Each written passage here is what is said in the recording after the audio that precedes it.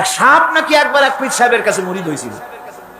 তো পীর সাহেব বলছেন, না বাবা, আমি সাপের মুরিদ বানাই না। কয় যে, না হুজুর, বহুত আশা করে আসছি, গল্প তো, বহুত আশা করে আসছি আমার মুরিদ বানান। আচ্ছা ঠিক আছে, তবে তোমাকে একটা কাজ করতে হবে। কি কাজ? জিকির আজগার এভাবে করবা, কিন্তু কাউরে দংশন করতে পারবা না। হুজুর মেনে নিলাম। সে করছে কি, ময়দানের ভিতরে বিয়া কাইত হয়ে ধানওয়া জমিন, ধানের জমিন, প্যাডি লাইন, সেখানে কাত হয়ে পড়ে জিকির আজগার করতেছে। রাখাল ধান কাটছে, সন্ধ্যার পর এই ধানগুলি বান্ডে নেবে কি দিয়া দড়ি নেই, খুঁজতে খুঁজতে দেখে লম্বা একটা দড়ি। ওইটা যে সাপ সে তো বোঝে না, সে ওইটারে ধরিয়া এরপরে ধানের আটি বাঁধতেছে। সাপে তো খুব মহারা, সাপ তো আর যেই সেই সাপ না, মারাত্মক সাপ। সাপ বলতেছে, আরে বাবা, তুই আমারে দড়ি মনে করলি, আমি তোর কেমন দড়ি, মুরিদ না হইলে টার পাওয়া দিতাম। বান্দার কারণে সাপের ঘাড়ে মুচকে গেছে, ঘাড়ে খুব ব্যথা লাগছে।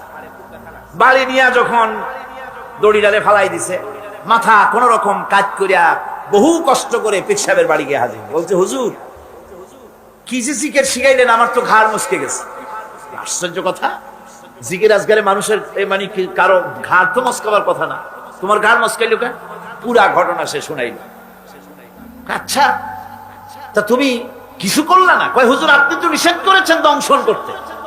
পীর সাহেব বলছেন, বেটা বেকুব, আমি তোমারে দংশন করতে নিষেধ করেছি, ফস করতে তো নিষেধ করি নাই। যখন তোমারে দড়ি মনে করিয়া হাত গায়ে হাত দিছিল, শুধু ফস করে উঠতে 3 লাখ দিয়া বর্ডার পার হয়ে দিল্লি চলে যেত। তুমি ফস করে উঠলা না কেন? সুতরাং ধৈর্যের অর্থ এটা নয় যে আপনারে পাড়াইতে থাকবে, থাপড়াইতে থাকবে, আর আপনি কবেন যে আল্লাহ আমি ধৈর্য ধরতেছি, ইন্নাল্লাহ মা'আস সাবিরিন।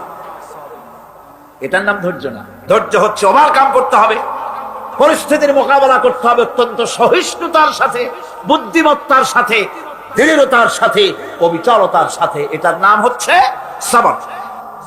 আল্লাহ রাব্বুল আলামিন হযরত আইয়ুব আলাইহিস সালামকে ক্ষমা করে দিলেন, মাফ করে দিলেন, রোগ শেফা করে দিলেন। অধৈর্য তিনি হন নাই, ধৈর্য ধারণ করেছিলেন। হযরতে ইউসুফ আলাইহিস সালাম, হযরতে ইয়াকুব আলাইহিস সালামের চোখের থেকে তাকে সরায় দেওয়া হলো।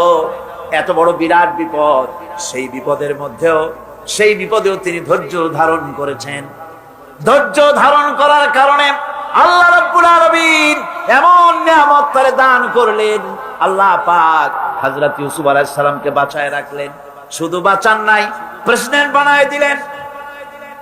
আর তার জামা নিয়ে যখন আসতেছিলেন, কোথায় মিশর, কোথায় কেনান, হযরতে ইয়াকুব আলাইহিস সালাম বলেছেন, আমি যেন আমার নাকের ভিতরে ইউসুফের ঘ্রাণ পেতেছি। হযরতে ইউসুফ আলাইহিস সালাম তিনিও কি বিরাট ধৈর্যের পরিচয় দিলেন, কোরআন সাক্ষী। সামনে তার সেই 11 ভাই যারা তাকে ফেলে দিয়েছিল গর্তের ভিতরে। হযরতে ইউসুফ আলাইহিস সালাম ইচ্ছে করলে তো 11 জনকে মারিয়ে ফেলাই দিতে পারতেন, ঠিকই না? কিন্তু তা তিনি করেন নাই।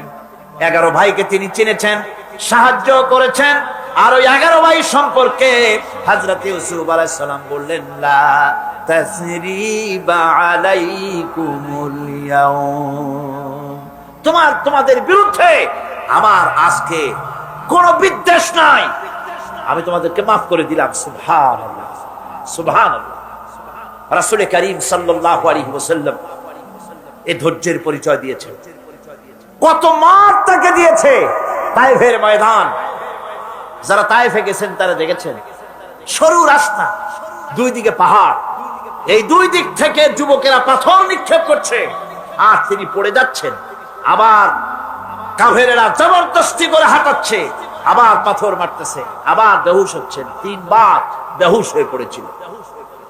ফেরেশতা বলেছে, হে আল্লাহর নবী, আমাদেরকে অনুমতি দেন, আমাদেরকে হুকুম করে দেন, আমরা এই পাহাড় গুলি দিয়া চাপা দিয়া কাফের গুলিকে শেষ করে দেই।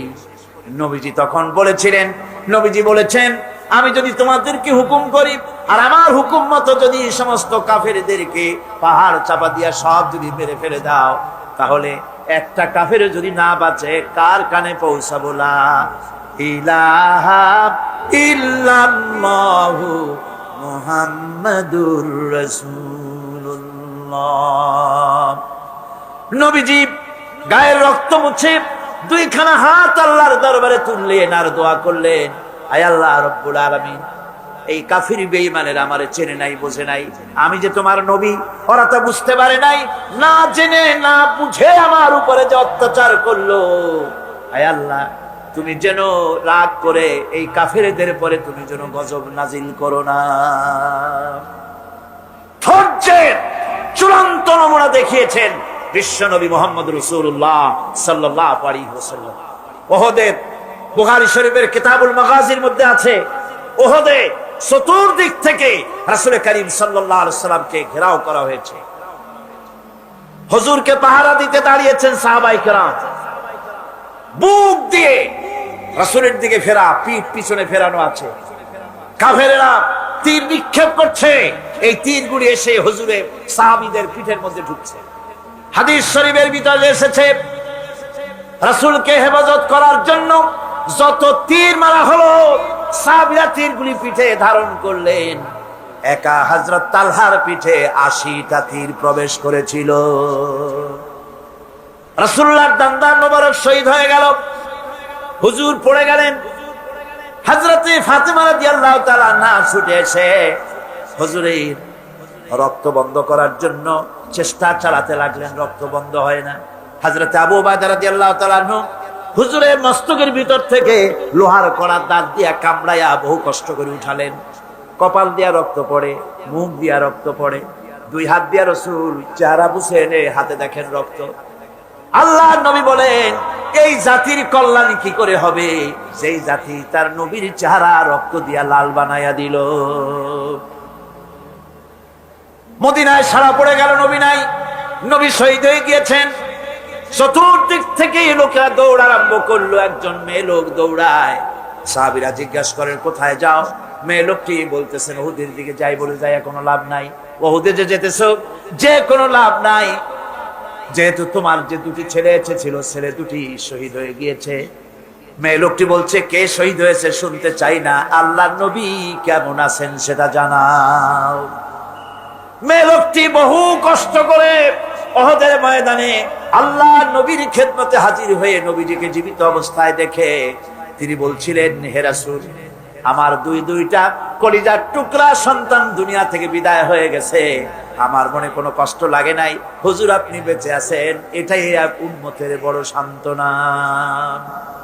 ভাইরা আমার, এই হাজারো বিপদ হাজারো মুসিবতের ভিতরে ধৈর্য ধারণ করেছেন আল্লাহর নবীরা, ধৈর্য ধারণ করেছেন। ধৈর্য হচ্ছে সবচাইতে বড় কোয়ালিটি। ওয়াতাওয়াসাউ বিল হাক্কি ওয়াতাওয়াসাউ বিস-সাবর। সবর ইখতিয়ার করলে পরে দুনিয়া আল্লাহ শান্তি দিবেন, আখিরাতেও শান্তি দিবেন। আজ আমার দেশে যত সবচাইতে বেশি যে জিনিসের অভাব তার নাম হলো সবর। কিসের অভাব? সবরের অভাব।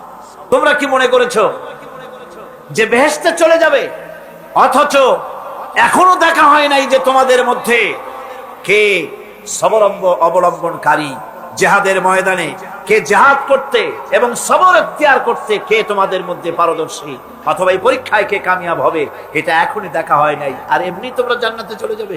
জান্নাতে যাওয়া তো সহজ নয়, আল্লাহ পাক পরীক্ষা নেবেন, সেই পরীক্ষায় কামিয়াব হতে হবে। আর আল্লাহ পাক বলেছেন, অবশ্যই সবরের পরীক্ষা নেব। وَلَنَبْلُوَنَّكُمْ حَتَّى نَعْلَمَ الْمُجَاهِدِينَ مِنْكُمْ وَالصَّابِرِينَ وَنَبْلُوَ أَخْبَارَكُمْ।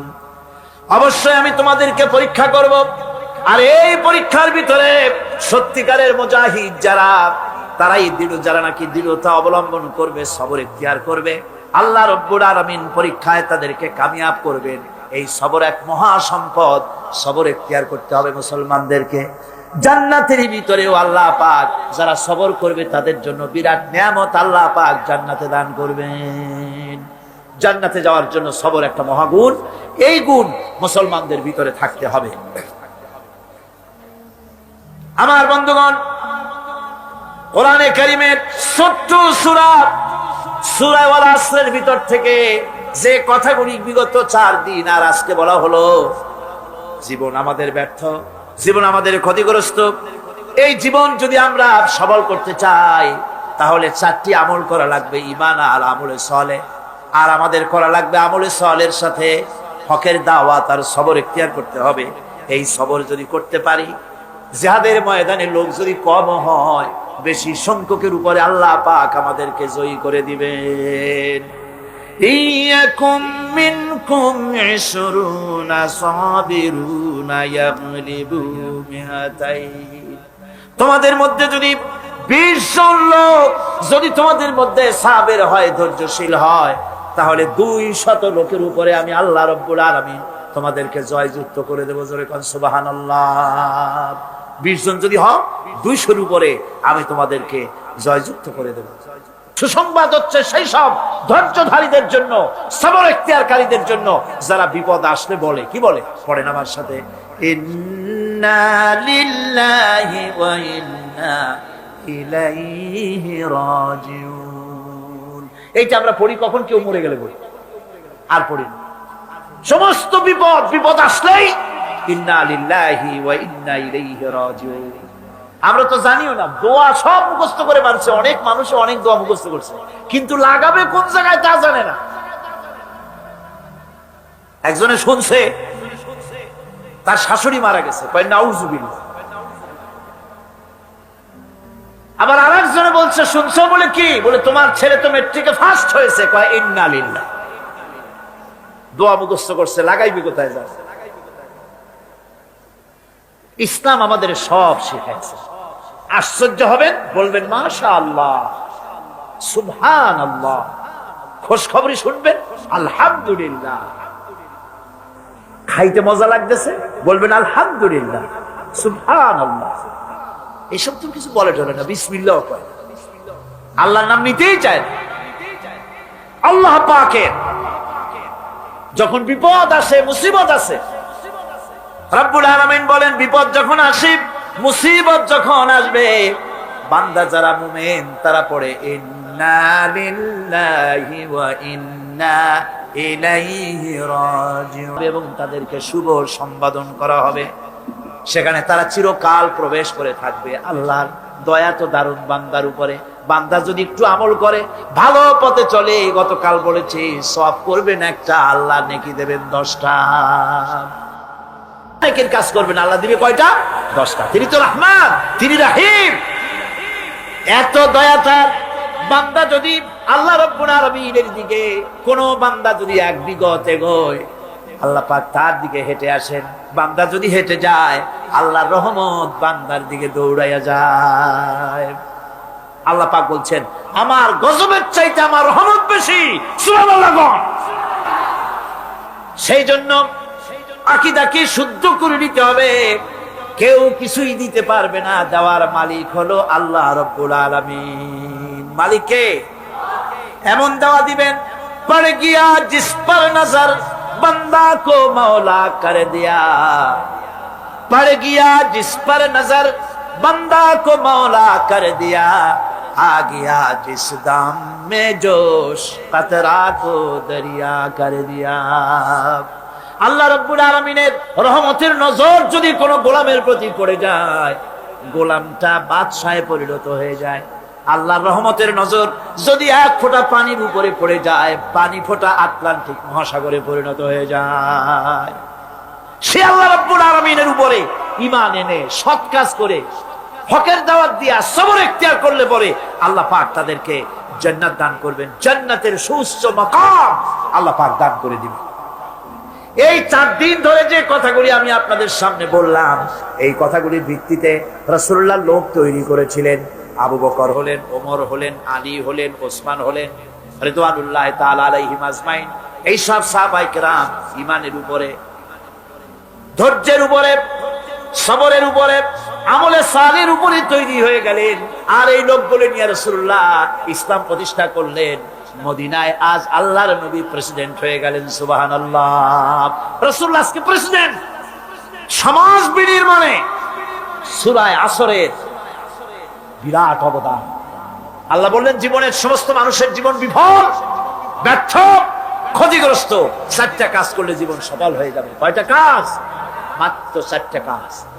এই 4টি কাজ যদি বাংলাদেশের জনগণ করে, ঈমান যদি আনে, সৎ কাজ যদি করে, হকের দাওয়াত যদি দেয়, কোনো ভয় পাবে না। মসজিদের মেম্বারে বসে হক কথা বলবে, তাতে চাকরি থাকুক আর চলে যাক। এর নাম ঈমান। এর নাম কি? এর নাম ঈমান। সুতরাং আজ ওলামাদের সবচাইতে বড় দায়িত্ব, সবচাইতে বড় দায়িত্ব কার? ওলামা, খোতাবা। তারা হচ্ছেন ওমানাউদ্দিন, দ্বীনের আমানত আলেমদের কাছে। কার কাছে? ওলামাদের কাছে দ্বীনের দায়িত্ব। মাহফিলের ভেতরে, মসজিদের মেম্বরে দাঁড়িয়ে হক কথা বলতে হবে, নাহকের বিরুদ্ধে কথা বলতে হবে। চাকরি থাক আর চাক, কোনো পরোয়া করি না। রুজির মালিক আল্লাহ। রুজির মালিক কে? জোরে চিল্লা এখন কে? আল্লাহ রাব্বুল আলামিন বলেছেন, ওয়া মা মিন দাব্বাতিন ফিল আরদি ইল্লা আলাল্লাহি রিজকুহা। এই পৃথিবীর বুকে এমন কোন বিচরণশীল জীব নাই যে জীবের রিজকের দায়িত্ব আমি আল্লাহ আমার নিজ হাতে গ্রহণ করি নাই। বেটা রিজিকের মালিক আমি, তুমি সুসু করো কেন? তোমারও তো ভয় কেন? হক কথা বলতে হবে। হক কথা যদি সাহাবায়ে কেরাম না বলতেন, তাহলে মক্কা ইসলাম শেষ হয়ে যেত, মদিনা পর্যন্ত আসতে পারতো না। ঠিক কি না? আমাদের শানদার মাঝি ওলামায়ে কেরামদের রয়েছে শানদার মাঝি, অর্থাৎ উজ্জ্বল অতীত, উজ্জ্বল অতীত। বন্ধুগণ, আমি বাংলাদেশের সমস্ত ওলামায়ে কেরাম, মাশায়েখে এজাম সকলকে বিনীতভাবে অনুরোধ করি, ওলামা, মাশায়েখ, ইসলামী দলগুলি যদি এক হয়ে যায়, এই দেশে ইসলাম কায়েম করা কোনো কঠিন বিষয় নয়। আমার এই কথা কি ঠিক? ওলামারা এক হইলে, পীর সাহেবরা, ইসলামী দলগুলি এক হলে ইসলাম যে কায়েম হয়ে যাবে, এ কথা আমাদের শত্রুরা বোঝে নাকি বোঝে না? বোঝে কি না? বোঝে বলেই এক হতে দেয় না। আপনারা যেন অন্যদের শিকার হবেন না, ম্যাক্সিমাম স্যাক্রিফাইস করতে আমরা যেন পারি। সমস্ত টুপি আমরাই পাস করি, বানাইতে পারবো না। সম্ভব? সব টুপিগুলি গোল বানাইতে পারবো না, সব টুপিগুলি কিস্তি বানাতে পারবো না। জামায়, টুপিতে, বিভিন্ন ব্যাপারে কিছুটা ব্যতিক্রম তো থাকবেই, অতীতেও ছিল, এখনো আছে।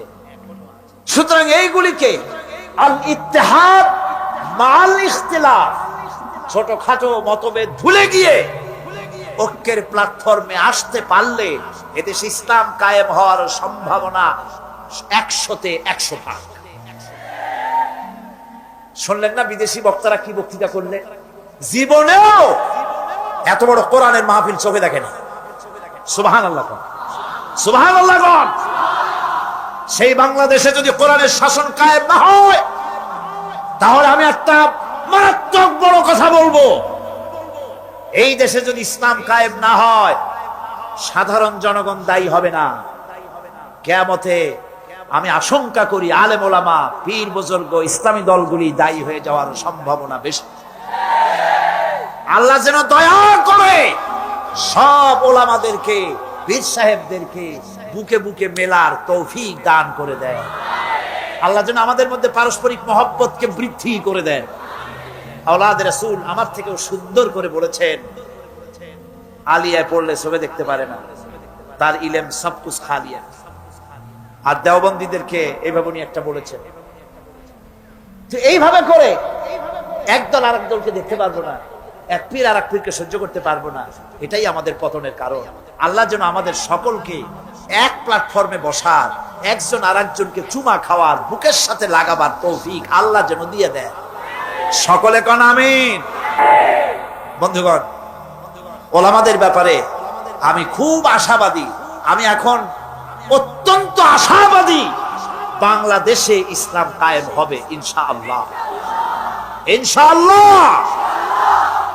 কারণ আমরা, আমাদেরকে দাবায় রাখতে পারবে না কেউ।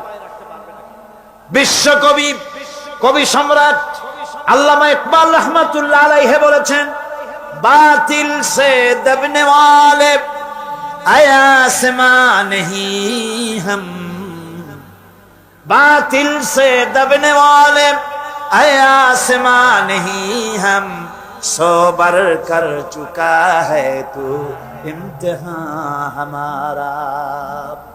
বাতিলের সামনে মাথা নত করার জাতি আমরা নই। আকাশ বারবার পরীক্ষা করেছে, আমরা বাতিলের সামনে মাথা নত করব না, আমরা ভেঙ্গে যাব, মাথা নিচু করব না। আমাদের জেল হতে পারে, আমাদের ফাঁসি হতে পারে, কিন্তু তারপরেও কোরআনের রাজ বাংলাদেশে কায়েম হবে ইনশাআল্লাহ। আরো জোরে বলেন আমিন।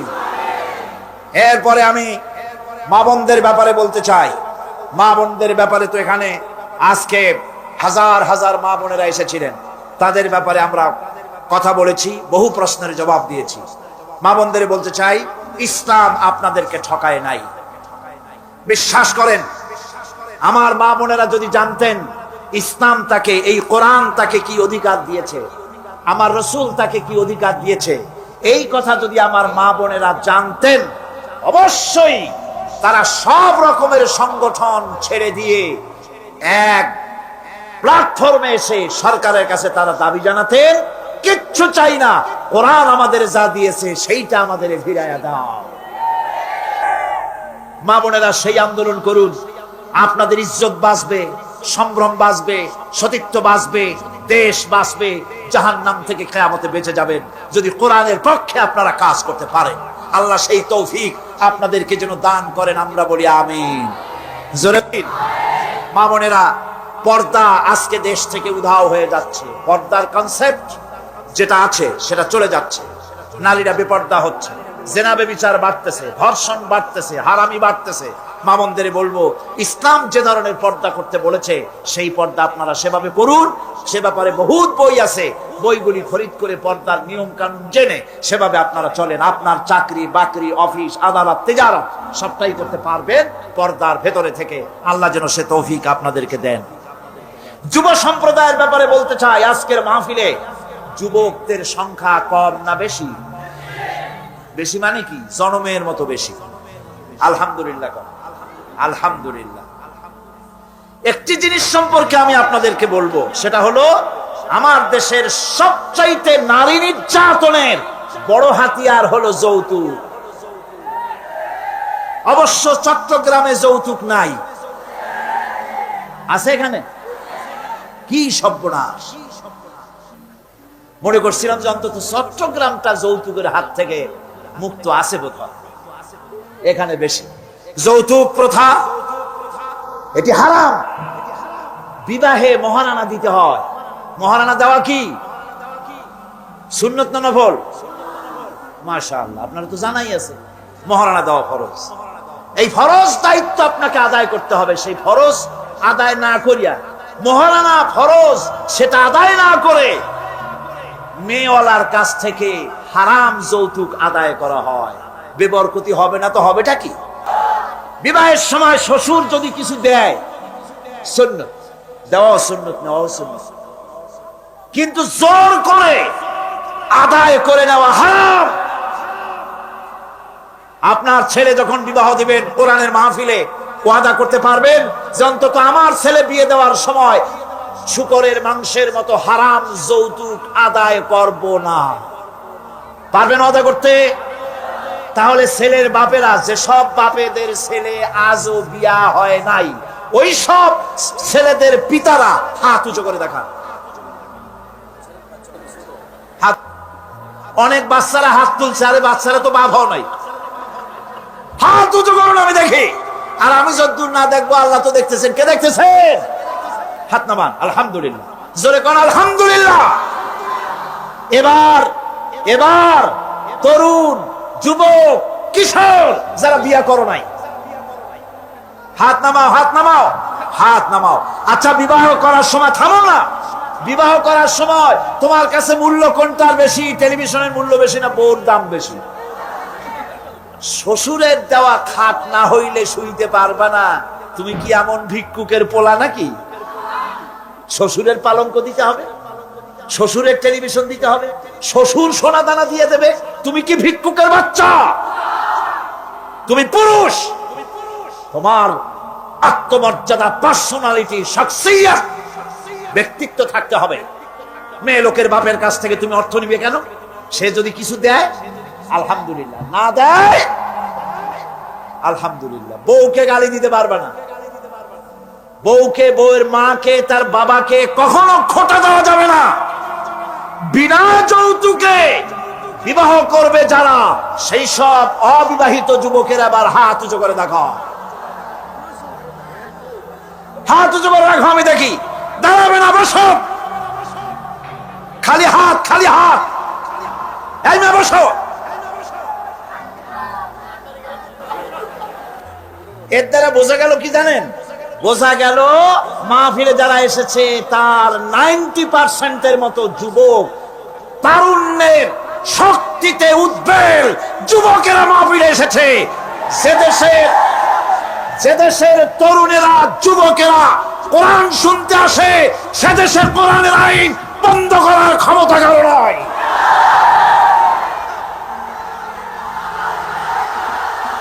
আমার বন্ধুগণ, আজকের মাহফিল সার্থক, বলেন আলহামদুলিল্লাহ, জোরে কোন আলহামদুলিল্লাহ। এবার সকলের কাছে আরেকটা জিনিস আবেদন করতে চাই। মুসলমান হওয়ার জন্য সর্বপ্রথম শর্ত হলো নামাজ। প্রথম শর্ত কি? এই নামাজ বহু মুসলমানেরা পড়ে না, ঠিক কিনা? বহু মুসলমান আছে নামাজ পড়ে না, বহুত। এই মাহফিলে আসছে, চলে যাবে, বাড়ি যায় ঘুমায় থাকবে, সে নামাজ পড়বে না। আছে না এমন? নবীজির টুপি সুন্নত, নবীজির টুপিটা মাথায় লাগাই।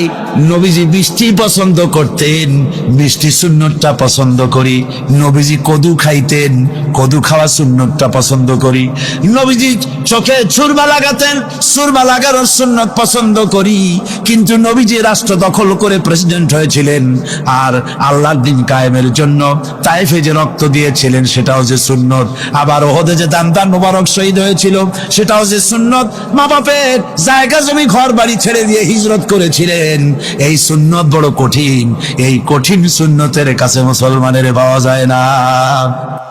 13 বছর পূর্ণ হওয়ার পথে এমন সময় রব্বুল আলামিন ইচ্ছে করলেন নবীজিকে আপন দরবারে ডেকে নেবেন, কিছু খাস কথা বলার জন্য নিজের দরবারে ডেকে নেবেন, মেরাজ করাবেন, আরশে আজিমে ডেকে নেবেন।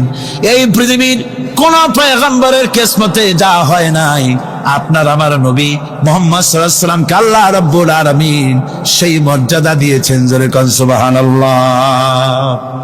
ধুলির ধরা থেকে রাসূলকে আরশে আজিমে নিয়ে যাওয়া হবে। বোরাক এলো। বোরাক হচ্ছে বারকুন থেকে উৎপত্তি। এর অর্থ হচ্ছে বিজলি, বৈদ্যুতিক গতি সম্পন্ন, ঘোড়ার চাইতে ছোট, খচ্চরের চাইতে বড়, এই জাতীয় একটা প্রাণীর মতো হযরত জিবরাইল নিয়ে আসলেন।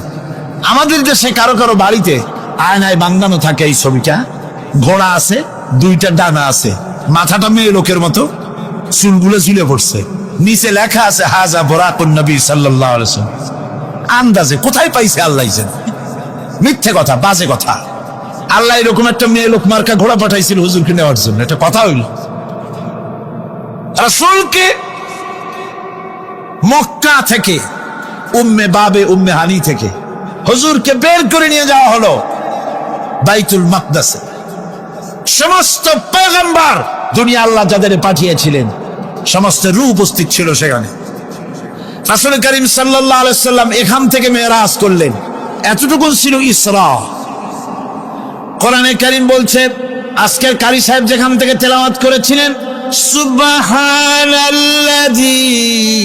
আসরা বিআবদিহি লাইলাম মিনাল মাসজিদিল হারামি ইলাল মাসজিদিল আকসা ইলা আখিরিল আয়া। কারো কারো মাথার মধ্যে যারা বিজ্ঞান পড়াশোনা করে বা আধুনিক চিন্তিত লোক, আধুনিক শিক্ষিত লোক, তাদের মধ্যে এই চিন্তাটা আসতে পারে যে ল অফ গ্র্যাভিটেশন পার হয়ে, মাধ্যাকর্ষণ শক্তি পার হয়ে একটা জড় পদার্থ, একটা জড় শরীর কি করে মাধ্যাকর্ষণ পাড়ি দিয়া উপরে চলে গেল। এটা হাউ ইজ ইট পসিবল? এটা কি করে সম্ভব? চিন্তাটা মাথার মধ্যে আসতে পারে, কিন্তু এখন আর ওইসব চিন্তা নাই। আমি হিউস্টনে দেখে এলাম আমেরিকার সেই মহাশূন্য গবেষণাগার, সেইখানে দেখলাম বিরাট রকেট, যে রকেটটা তারা পাঠাতে চেয়েছিল কিন্তু পাঠায় না। কি সব প্রবলেম হয়েছে, সেই জন্য সেই তৈরি করা রকেটটা দেখলাম, রকেটটার যে দরজাটা, সেই দরজাটারই ওজন হচ্ছে 20 টন। দরজা এমন টেকনোলজি দিয়ে দরজাটা তৈরি করা হয়েছে যে একটা লোকই দরজাটা এভাবে লাগাই দিতে পারে, আবার খুলেও দিতে পারে। 20 টন ওজন দরজা। আর পুরা রকেটটার ওজনটা কি হবে চিন্তা করেন। 3টা জিনিস থাকে, 2টা থাকে সিলিন্ডার, আর একটা থাকে যেটার ভিতরে মানুষ থাকে, সেই মানুষ বসার জন্য একটা, আর 2টো সিলিন্ডার থাকে। যখন এখান থেকে ছেড়ে দেওয়া হয় তখন দুই দিকে 2টা যে কোল বালিশের মতো থাকে, দেখছেন কিনা ছবিতে আপনারা, এই 2টো জ্বলে পড়ে গেল। যাওয়ার সময় এই 2টোতে যে ফোর্স লাগিয়ে দিল, এই ফোর্সে ল অফ গ্র্যাভিটেশন পার করে দিল। এরপর আর তার কোনো তেল লাগবে না, বিনা তেলে যত খুশি তত উপরে চলে যেতে পারবে।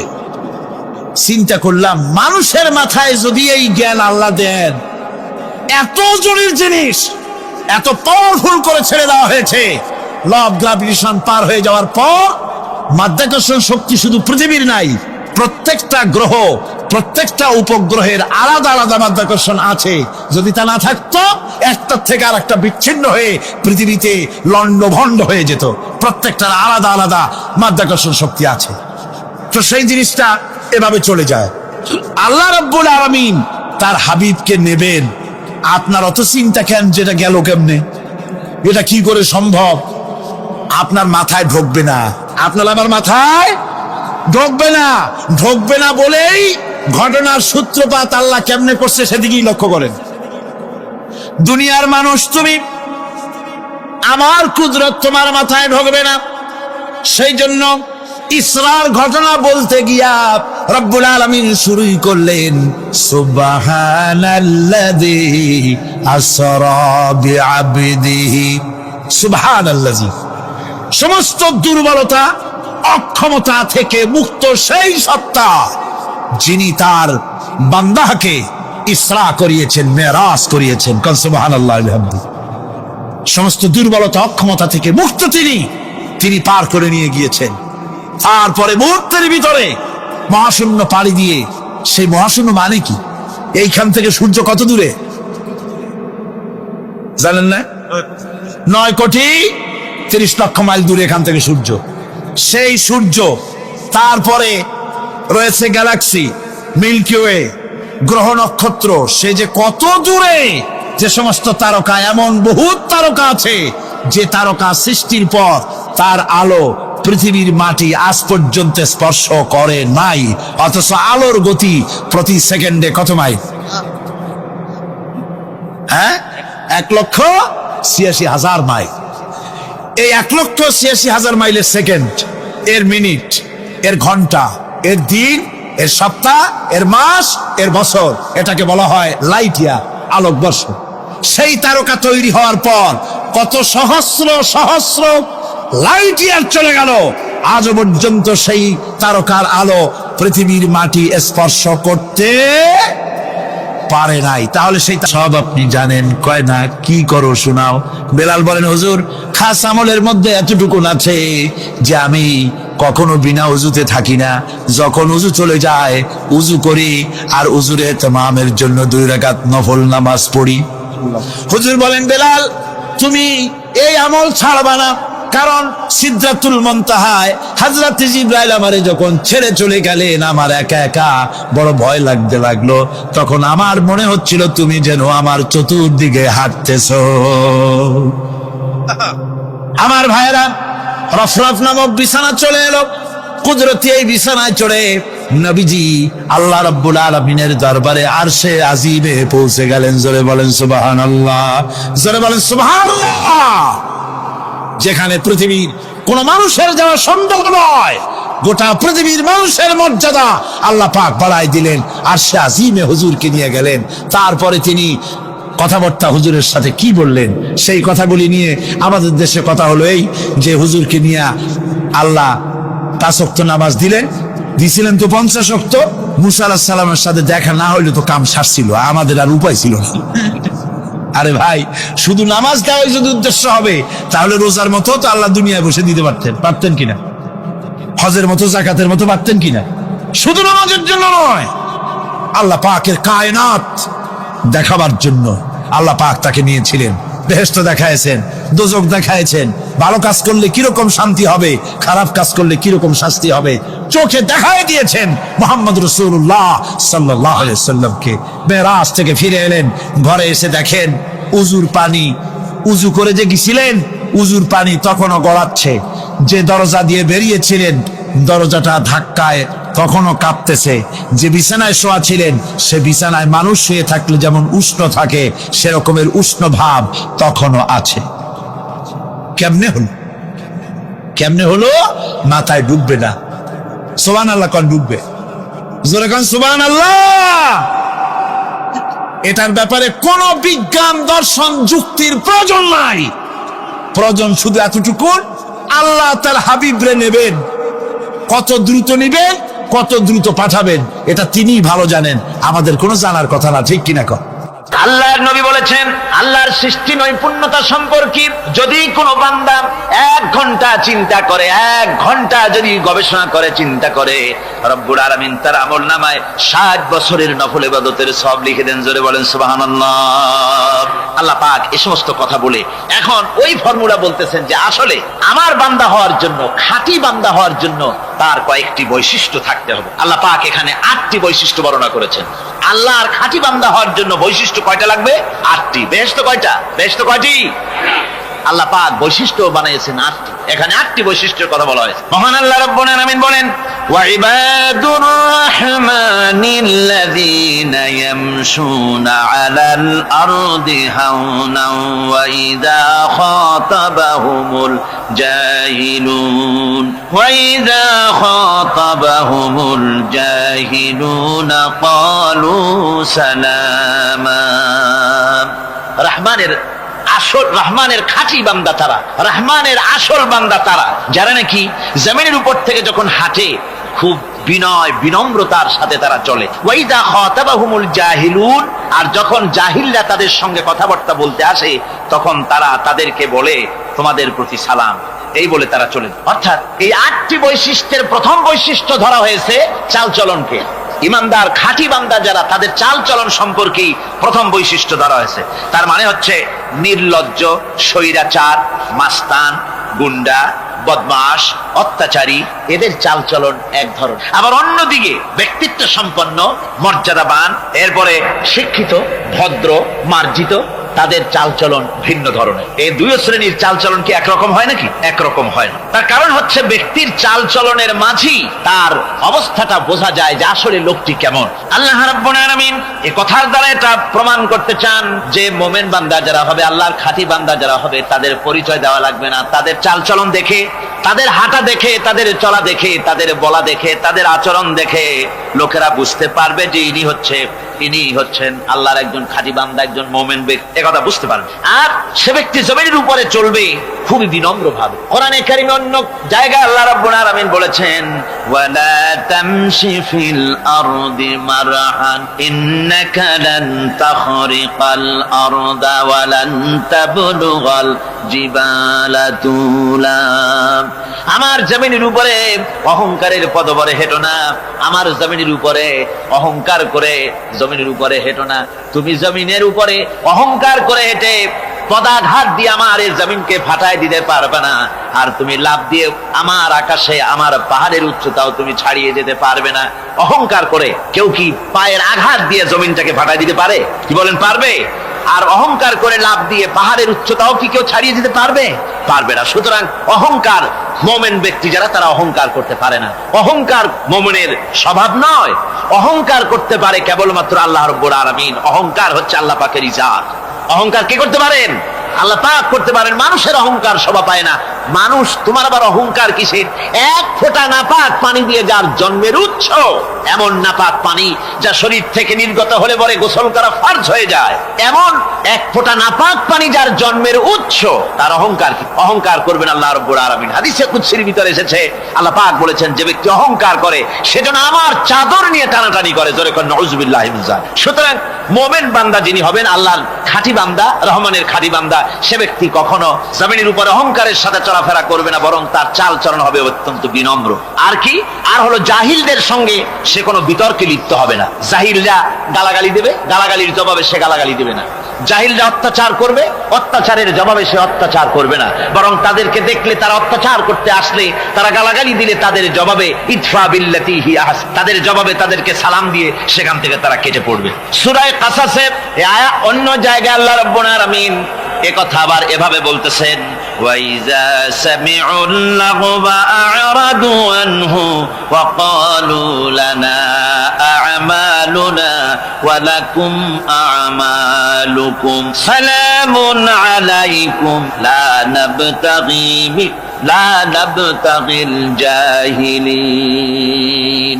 আল্লাহ পাক বলছেন যে যখন মুমিনেরা পরস্পরে মুমিনদের সাথে জাহিলদের যখন দেখা সাক্ষাৎ হয়ে যায়, যখন ঝগড়ায় লিপ্ত হতে চায়, তখন মুমিনেরা, যারা মুমিন বান্দা, আল্লাহর খাঁটি বান্দা, তারা বলবে যে তোমাদের আমলের প্রতিফল তোমরা পাবা, আমাদের কৃতকর্মের ফল আমরা পাবো, সুতরাং তোমাদের প্রতি সালাম, তোমাদের সাথে আমাদের কোনো সম্পর্ক নাই, ঝগড়াঝাটি না করে তারা ফিরে আসবে। আল্লাহ পাক এরপরে বলেন, ওয়াল্লাযীনা ইয়াবিতুনা লিরাব্বিহিম সুজদান ওয়া কিয়ামা। রহমানের খাঁটি বান্দা তারাই আরেকটি বৈশিষ্ট্য, তাদের এই 2 নম্বরের বৈশিষ্ট্য বলা হচ্ছে। রহমানের, আল্লাহর খাঁটি বান্দার 2 নম্বরের বৈশিষ্ট্য যেটা, সেটা হচ্ছে এই যে তারা রাত কাটায় তার রবের হুজুরে, আল্লাহর দরবারে সেজদা দিয়ে দাঁড়িয়ে থেকে কান্দাকাটি করে তারা রাত গুজরান করে, জোরে বলেন সুবহানাল্লাহ। আর এর বিপরীত যারা, তারা রাত কাটায় রাতের বেলা মদ, জুয়া, সিনেমা, গান বাজনা, অশ্লীলতা, নাটক, হাবিজাবি গল্প গুজব করে তারা তাদের রাত কাটায়। আর যারা মুমিন বান্দা, আল্লাহর বান্দা, যারা খাঁটি বান্দা, তারা এই রাত তারা আল্লাহর ইবাদতের ভিতর থেকে কান্দাকাটির মধ্য দিয়ে দাঁড়িয়ে দাঁড়িয়ে অথবা সেজদার ভিতরে তারা তাদের রাত কাটিয়ে দেয়। কোরআনে কারীমে আল্লাহ রাব্বুল আলামিন এই কথা এভাবে বলেছেন, তাতাজাফা জুনুবুহুম আনিল মাদাজি ইয়াদউনা রাব্বাহুম খাওফান ওয়া তামআন। আমার মুমিন বান্দারা তাদের পার্শ্বদেশ এবং পৃষ্ঠদেশ বিছানার উপরে বেশি রাত থাকে না, তারা তাদের রবের প্রতি, রবের ভয়, আল্লাহর ভয়, আশা এবং আশা পোষণ করে, আর তারা আল্লাহকে ভয় করে তারা বিছান থেকে নিজের পিঠকে আলাদা করে নিয়ে তারা রাতের বেলায় আমার কাছে কান্দে, আমার কাছে দোয়া করে, তারা কান্দে, ইবাদত করে। সূরা যারিয়াতের ভিতরে রব্বুল আলামিন বলতেছেন, কানু ক্বালিলাম মিনাল লাইলি মা ইয়াহজাউনা ওয়া বিল আসহারি হুম ইস্তাগফিরুন। আমার এই মুমিন বান্দাগুলি, আমার খাঁটি বান্দা যারা, তারা সারা রাত ঘুমায় না, রাতের একটা অংশ মাত্র তারা ঘুমায়, সারা রাত ঘুমায় না, একটা অংশ তারা ঘুমায়, আর বাকি অংশটুকুন শেষ রাত্রে তারা ওঠে আর আমার দরবারে তারা কান্দে, মাপ চায় আর কাঁদতে থাকে, চোখের পানি ফেলতে থাকে। আল্লাহ রাব্বুল আলামিন শেষ রাত্রে প্রথম আকাশে আসেন।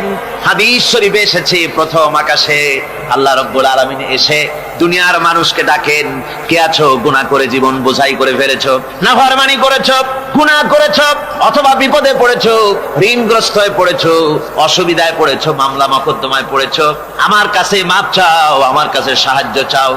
এই সময় যে সমস্ত বান্দারা আরামের ঘুমকে হারাম করে আল্লাহর দরবারে কাঁদতে থাকে, তাহাজ্জুদের নামাজ আদায় করে যখন হাত তুলে কাঁদে, আল্লাহ পাক তখন এই দৃশ্য দেখে ফেরেশতাদের বলেন, ও আমার ফেরেশতারা, আমার ওই বান্দাগুলি কাঁদে কেন? সমস্ত মানুষ যখন ঘুমানো, এই বান্দাগুলি কাঁদে কেন বলো? ফেরেশতারা বলে, আল্লাহ তুমি তো ভালো করে জানো। ফেরেশতারা বলে, আল্লাহ পাক বলবেন, তবুও তোমাদের মুখ থেকে শুনতে চাই। ফেরেশতারা তখন বলবে, রব্বুল আলামিন তোমার বান্দা গুনাহ করেছে, জাহান্নামের ভয়তে তোমার কাছে কাঁদতেছে, তোমার ভয়তে কাঁদে, জাহান্নামের ভয়তে কাঁদে।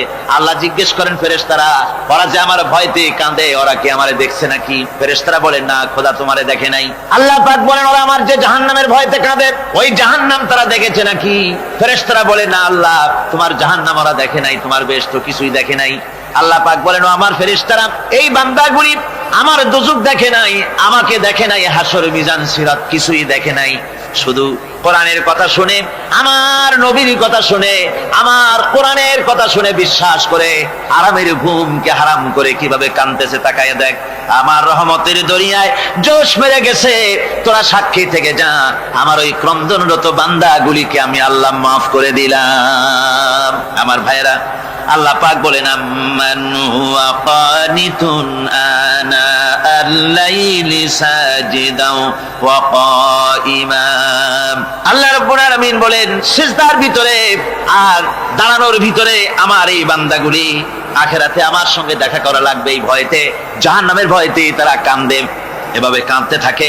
আর আল্লাহ পাক ওই সময় তাদের গুনাহ মাফ করতে থাকেন। কোরআনে কারীমের ভিতরে আল্লাহ পাক বলেন সারা রাত ঘুমাতে আল্লাহ নিষেধ করেছেন, সারা রাত যেন ঘুমায়ো না, পাইকারি ধরে ঘুমায়ো না, একটু জাগো। ওয়াজকুর ইসমা রাব্বিকা বুকরাতাও ওয়া আসীলা। সকাল এবং সন্ধ্যায় তোমার প্রভুর, তোমার রবের জিকির করো, স্মরণ করো। وَمِنَ اللَّيْلِ فَاسْجُدْ لَهُ وَسَبِّحْهُ لَيْلًا طَوِيلًا। তোমার রাতের বেলায় রাতের একটা অংশ সেজদায় অবনত হও, আর রাতের দীর্ঘ সময় ঘুমায় থেকো না, হয় একটা লম্বা সময় ঘুমাও, কিন্তু একটা অংশ রাখো যে সময় তুমি আমার দরবারে সেজদায় পড়ে যাবে, কাঁদবে। আমার বন্ধুগণ, রাতটা ওয়াজআলনাল লাইলা সুবাতা, আল্লাহ রাব্বুল আলামিন ওয়াজআলনা সুবাতা ওয়াজআলনান নাওমা সুবাতা ওয়াজআলনাল লাইলা লিবাসা, ঘুমকে বানাইছেন আল্লাহ শান্তির বাহন, আর রাতকে করেছেন আচ্ছাদন। রাতকে কি করেছেন? আচ্ছাদন। রাতকে একটা পর্দা লাগিয়ে দিয়েছেন, রাতের পর্দা। যেহেতু প্রেম ভালোবাসা ঢোল পিটায় করা যায় না, ঢোল পিটায় প্রেম করা যায় যায় না। মানুষকে দেখায় দেখায় প্রেম ভালোবাসা করা যায় না, এটা হলো দুনিয়ার রীতিনীতি। দুনিয়ায় যেটা মানুষেরা করে, আসল সবচাইতে বড় ভালোবাসার পাত্র হলেন আল্লাহ, মাসুক হলেন আল্লাহ, আশেক হলো মানুষ। আশেক এবং মাসুকের ভিতরে প্রেম বিনিময় হবে, ভালোবাসার আদান প্রদান হবে, কথোপকথন হবে। এজন্য দিনের কোলাহল পূর্ণ অবস্থায় তা হয় না বলে রব্বুল আলামিন বলেন আমি তোমাদের জন্য রাতকে একটা আচ্ছাদন, একটা পর্দা বানাই দিয়েছি। এই রাতের পর্দার ভিতরে থেকে আমারে ডাকো, আমাকে আমার কাছেই তুমি আমাকে ডাকো, একটা লম্বা সময় নিয়ে আমাকে বলতে থাকো, আমাকে ডাকতে থাকো। আল্লাহ পাক তার নবীকেও বলেছেন ইয়া আইয়ুহাল মুযাম্মিলু কুমিল লাইলা ইল্লা কালিলা। হে চাদর আচ্ছাদিত ব্যক্তি, রাত্রিকালে সালাতে দণ্ডায়মান থাকো, কিন্তু কম, সারা রাত জাগার দরকার নেই। একটা অংশ জাগো যখন তুমি আমার জন্য কাঁদবে, আমার জন্য সেজদায় পড়ে থাকবে। রাসূল পাক সাল্লাল্লাহু আলাইহি সাল্লাম তাহাজ্জুদের নামাজি, সাহাবীরাও আমার স্ত্রীরা শোনো, আমি কি আমার বান্দার, আমি আমার আল্লাহর শুকরগুজারকারী বান্দায় কি আমি পরিণত হব না? যে আল্লাহ আমাকে এত নিয়ামত দিয়েছেন, আমি কি সেই আল্লাহর শুকরগুজার হব না? রাসূলুল্লাহ এভাবে কাঁদতেন। সুতরাং প্রত্যেকটি মুসলমানকে রাতের বেলায় আল্লাহর দরবারে হাত তুলে কাঁদতে হবে, মোনাজাত করতে হবে, রব্বুল আলামিন যে গুনাহ করেছি, আমি যত গুনাহ করেছি, আমাকে তুমি নেয়ামত যা দিয়েছো, এই নেয়ামত তুমি না দিলেও পারতে, তুমি দয়া করে দিয়েছো। এভাবে যদি মানুষ কান্দে, আল্লাহ এই অপরাধ করেছি, অপরাধের কথা যদি স্মরণ করে আর কাঁদতে থাকে, আল্লাহ রব্বুল আলামিনের রহমত তার উপরে তখন পড়তে থাকে। আর এই তাহাজ্জুদ গভীর রাতের কান্দাকাটি, এই জন্য আল্লাহ পাক বলেন এর আসল ব্যাপারটা হলো ইন্না নাশিআতাল লাইলি হিয়া আশাদ্দু ওয়াতআন ওয়া আকওয়ামু কিলা। আসল ব্যাপার হলো এই প্রকৃতপক্ষে রাতের বেলায় যে নামাজটা হয়, শয্যা ত্যাগ করে মানুষ যে নামাজ পড়তে দাঁড়ায়, এতে করে তার আত্মসংযমের ট্রেনিং হয়ে যায়, আল্লাহর সঙ্গে মহব্বত কায়েম হয়ে যায়। ইসলামী আন্দোলনের বিজয়ের জন্য কর্মীদের এটা সবচাইতে বড় ওষুধ। শুধু হরতালের প্রোগ্রাম দিয়া, শুধু মিছিলের প্রোগ্রাম দিয়া ইসলামী আন্দোলন বিজয় কোনো কালে হয় নাই, আর হবেও না। এজন্য আন্দোলন যারা করে তাদেরকে গভীর রাত্রে উঠতে হয়, নফল রোজা রাখতে হয়, আর গভীর রাত্রে তেলাওয়াত করতে হয়, কাঁদতে হয় আল্লাহর কাছে, তা না হলে আন্দোলনের বিজয় হওয়া সম্ভব নয়। আমার বন্ধুগণ, আমরা জেনেছি ইতিহাসে আছে লাল সালু একটা বই পড়ানো হয়, কলেজে পড়ানো হয়, আপনারা নাম শোনেন নাই? এই বইটা আমাকে একজন প্রফেসর এই চট্টগ্রামের আমাকে দেখতে দিলেন, আমি দেখলাম। তার মধ্যে তিনি ইসলামের ব্যাপারে এত বিদ্বেষ ছড়িয়েছেন, এক জায়গায় তিনি লিখতে গিয়ে লিখেছেন, আমি পড়লাম, নিজে পড়েছি, যে দেশে যত টুপি দেখা যায় জমিনে এত শস্য হয় না। এদেশে এই মোষ দাড়ি গোপ ওঠার আগেই কোরআন শরীফ হেফজ করা সারা, অথচ জমিনে শস্য নাই। জমিনের শস্য আর কোরআন শরীফ পড়ার সাথে তুলনা করে উপহাস করেছে রীতিমতো। একটা দুশ্চরিত্র খলনায়ককে দিয়ে সেখানে কোরআন হাদিসকে বিকৃত করার অপচেষ্টা চালানো হয়েছে। এরকম একটা নিকৃষ্ট বইকে তারা স্কুলে এবং কলেজে সেখানে পড়াশোনার ব্যবস্থা করে দিয়েছে। আর ইসলামের ব্যাপারে যদি কেউ গাইল দিতে পারে তাহলে সে বইটাকে খুব সুনাম সুখ্যাতি করে বাজারে ছড়াবার চেষ্টা করা হয়, ঠিক কিনা কর? যে কবি, ওই আগেই বলেছি, যে কবি ইসলামের গাইল দিতে পারবে সে সবচেয়ে বড় কবি। যে সাহিত্যিক ইসলামকে খোসা দিয়া, কোরআনকে খোসা দিয়া কথা লিখতে পারবে সে হলো শ্রেষ্ঠ সাহিত্যিক, ঠিক কিনা কর? আর এই খ্রিস্টান জগৎ, ইহুদি জগৎ, তারা ইসলামকে আর মুসলমানদেরকে গালাগালি করার জন্য সব সময় মুসলমান নামের কুলাঙ্গারদেরকে বেছে নেয়। যেমন নবুয়াতের উপরে হামলা চালাতে হবে, সেজন্য এই পৃথিবীর নিকৃষ্ট কাফের গোলাম মোহাম্মদ কাদিয়ানির মতো একটা নিকৃষ্ট কাফেরকে তারা বেছে নিয়েছে, জোরে কর নাউজুবিল্লাহ। তার নাম একটা মুসলমানই না। আবার আমাদের দেশে আল্লাহকে, রসুলকে গালি দিতে হবে, দাউদ হায়দারের মতো একটা জাহান্নামের কীটকে তারা বেছে নিয়েছে মুসলমান নামে। আবার রসুলকে গালি দিতে হবে, হযরত আয়েশা সিদ্দিকা রাদিয়াল্লাহু তাআলা আনহাকে গালি দিতে হবে, সেজন্য মুসলমান নামের কলঙ্ক সালমান রুশদি নামক এক শয়তানকে এই ইহুদিরা বেছে নিয়েছে, ঠিক কিনা কর? কিন্তু এখন সালমান রুশদি যাবা কোথায়? এখন সালমান রুশদির উপরে যিনি হুকুম হজ জারি করেছিলেন ইমাম খোমেনি বেঁচে নাই, কিন্তু তার হুকুম এখনো বেঁচে আছে। উনি অর্ডার করেছেন যেখানে পাও সেখানে হত্যা করো, ফাকতুলু সালমান রুশদি হাইসু ওয়াজাদতুম, ওরে যেখানে পাও সেখানে হত্যা করো। এখন ওর দশা হয়েছে এই, চেহারা সার্জারি করে ধরিয়া, তারপরে এখন লা ইয়ামুতু ফিহা ওয়ালা ইয়াহইয়া, সে বাইসাও নাই মরিয়াও নাই, এমন অবস্থা আছে। আমার ভাইরা, আমার মুসলমান মদও যদি খায়, জিনাও যদি করে, রাসূলকে যখন কেউ গালি দেয় তখন মনে করে আমি একটা অপরাধ করেছি, ঠিক, আমি মদ খাইছি অন্যায় করেছি, আমি নামাজ পড়ি না অন্যায় করেছি, কিন্তু আমার রাসূলকে গালি দিয়েছে, ওরে যদি পাই ওর কাঁচা কলিজা চাবায় খাবো, ঠিক কিনা কর? সুতরাং আজকে এইভাবে করে আমার দেশের শিক্ষা ব্যবস্থাকে নষ্ট করা হয়েছে এই ধরনের বই পড়িয়ে। এবং এক শ্রেণীর শিক্ষক আছেন যারা কলেজ ইউনিভার্সিটিতে অপ্রাসঙ্গিক ভাবে ইসলামকে গালাগালি করে, আল্লাহকে গালি দেয়, ইসলামকে গালি দেয়, মুসলমানদেরকে গালি দেয়। বরদাস্ত করতে পারি না। বলি বন্ধুরা, ইসলাম যদি ভালোই না লাগে তাহলে নামটা মুসলমানি নাম রাখছেন কেন? ঘোষণাটা দিয়ে দেন, আমরাও জানাজা না পড়াবার হাত থেকে বেঁচে যাই, ঠিক কিনা?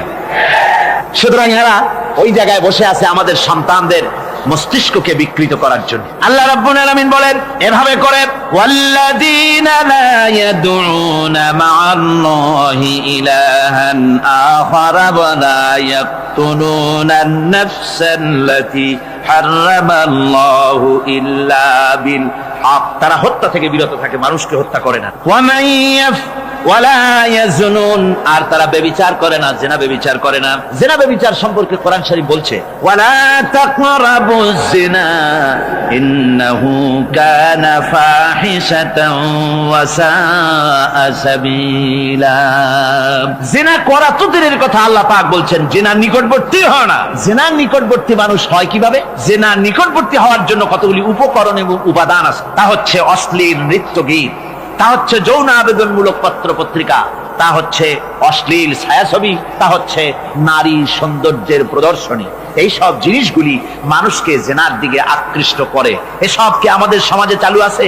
আমাদের সমাজে আছে। তো জেনার উপকরণ কি কি বললাম? জেনার উপকরণ হচ্ছে সহশিক্ষা, জেনার উপকরণ হচ্ছে নারীর সৌন্দর্য প্রদর্শনী, জেনার উপকরণ হচ্ছে অশ্লীল পত্র পত্রিকা এবং অশ্লীল ছায়াছবি। এগুলি মানুষকে জেনার দিকে আকৃষ্ট করে, উদ্বুদ্ধ করে। এসব আমাদের সমাজে চালু আছে। ব্যাঙ্গের ছাতার মতো ভিডিও ক্লাব চালু হয়েছে শহরের কোনায় কোনায়, রাস্তার মোড়ে মোড়ে, আর এ দিয়ে ছবি এনে মানুষ দেখতে থাকে আর চরিত্র নষ্ট হতে থাকে। এরপরে রয়েছে সহশিক্ষার ব্যবস্থা, রয়েছে নারীদের বেপরদিগি সৌন্দর্যের প্রদর্শনী, আর রয়েছে যৌনাবেদনমূলক পত্র পত্রিকা। আর পত্র পত্রিকার কাজই হচ্ছে এখন যৌন সুশ্রী দেওয়া আর ইসলামকে গালি দেওয়া। বর্তমান সরকারের আমলে 1991 সনের জানুয়ারি থেকে শুরু করে, যখন সরকারের স্থিতিশীলতা ছিল না, জানুয়ারি ফেব্রুয়ারি মাস থেকে নিয়ে আজ পর্যন্ত বর্তমান সরকার প্রায় 138টি সাপ্তাহিক, পাক্ষিক, মাসিক, দৈনিক পত্রিকার ডিক্লারেশন দিয়েছেন। এতগুলি পত্রিকা, আর সমস্ত পত্রিকায় ওনারা ঘোষণা করেছেন যে আমরা সাংবাদিকতার সর্বোচ্চ স্বাধীনতা দিয়েছি। আর এই সর্বোচ্চ স্বাধীনতার সুযোগ নিয়ে প্রত্যেকটি পত্রিকা অলমোস্ট প্রায় প্রত্যেকটি পত্রিকা ইসলামকে গালি দিচ্ছে। আর কিছু পত্রিকা সমাজে চালু হয়েছে, বাংলাদেশে চালু হয়েছে ভারতের রয়ের টাকায়। ভারতের রয়ের টাকা দিয়ে যে পত্রিকা, দৈনিক এবং সাপ্তাহিক পত্রিকা চালু হয়েছে, তার ভিতরে রয়েছে দৈনিক ভোর এবং আজকের কাগজ, সাপ্তাহিক পূর্বাভাস। ভারতের রয়ের টাকা দিয়া পরিচালিত এই কাগজগুলি গোটা বাংলাদেশের জাতি সত্তাকে দ্বিধা বিভক্ত করার জন্য সর্বাত্মক প্রচেষ্টা তারা চালাচ্ছে। এরা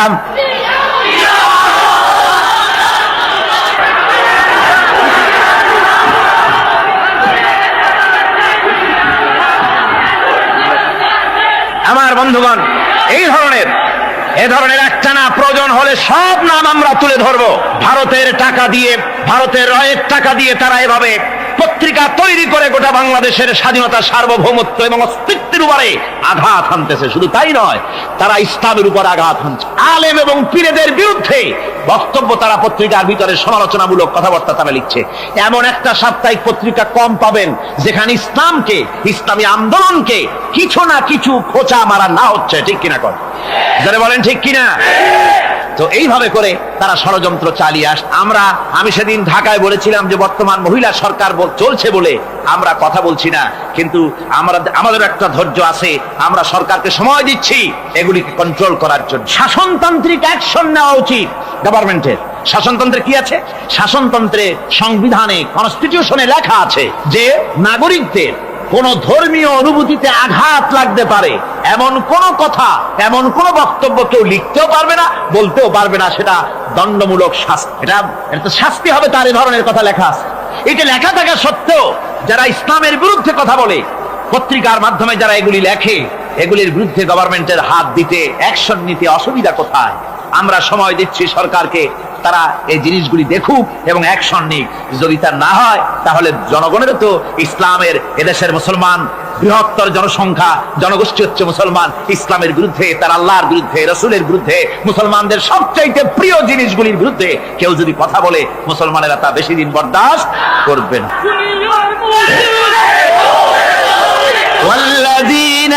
আল্লাহ পাকের বলে বলেন ইউদাআফ লাহুল আযাবু ইয়াওমাল কিয়ামাতি ওয়া ইয়াখলুদু ফীহি মুহানা।